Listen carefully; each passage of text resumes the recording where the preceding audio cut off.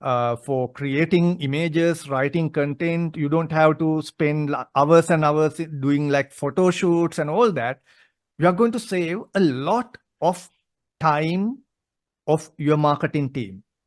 Now, are you going to give just leave for them? Okay, guys, we don't need you anymore in the team. Okay, job done for today. Just go home and relax. No, we are not going to do that, right? I mean, no marketing manager, no boss in the marketing department will do that. So what will happen is, okay, now you finish your job, which you earlier took like 1 day to finish. Now you do it in like 4 hours, half a day. The balance 4 hours, what you are going to do is now you can use that time to, come up with more creative ideas, creative things to do. You can now spend more time brainstorming with your colleagues to come up with new ideas. Back then, I remember, I mean, sometimes some people hate brainstormings. Some people think, okay, a brainstorming session is a waste of time. You get all the people in the department into a room and you spend about like 4 or 5 hours. Some people see this as a waste of time, but no. I mean, a brainstorming session, people talking to each other and coming up with ideas, challenging each other's ideas, that's the best way of, taking out the human intelligence, human creativity. Now, what AI is doing, generative AI is doing is, generative AI will help us to speed up the routine jobs, repetitive jobs, and the time that we save can be invested in more human-to-human interactions within the marketing department to come up with more brilliant ideas. And then you take it back to generative AI or AI for execution. AI for execution, humans for idea generation. That's going to be the formula, and that's how this is going to be, beneficial for marketers in future. Now, that was the case for the marketers, marketing departments. But if you look at from the perspective of a business owner or an entrepreneur, what I suggest is for them, they have to adapt fast as possible. Now, okay, let me kind of like get into a Sri Lankan context here. I'm always very critical about this our own selves. Like, I mean, we are a culture where we are very much attuned to be relaxed and sit on things and let things, pass on.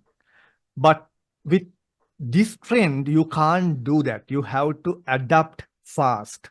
Like, I mean, if I go to the history, I can go to the Industrial Revolution age, how Sri Lanka jeopardized the opportunities for national level growth, simply because they wanted to just wait and watch how others are doing it, right? But my advice to entrepreneurs, business owners is, if you are thinking of, making the maximum use of generative AI or any other AI tool for that matter, don't just wait and watch. Adapt fast, experiment fast, fail forward, as they always say, learn and, keep going forward. Now, to do this, the easiest approach would be starting with low-hanging fruits.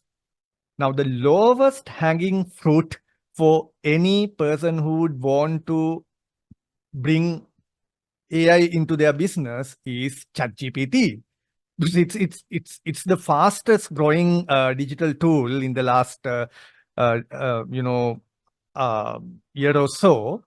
So the easiest starting point would be to start with a simple tool like Chat GPT. Now, it's very intuitive to use Chat GPT, as you know, or Bard for that matter, or Claude.ai for that matter. It's very intuitive. It's just a chat interface. The first thing is you have to be familiar with the most basic use of Chat GPT, like using it for creating an email, drafting an email, using it to draft a social media post, right? So you can start using Chat GPT for simple tasks like that. Drafting an email, drafting a Facebook post, drafting a LinkedIn post. And once you are familiar with those simple tasks, then what you can do is you can then start learning and experimenting with advanced usage of a tool like Chat GPT. And once you do that, at the next level, you can think of going into adapting other much more complicated tools like you have Jasper AI for marketing specialized things. And so you can get into that level, the third level, once you are familiarized with this.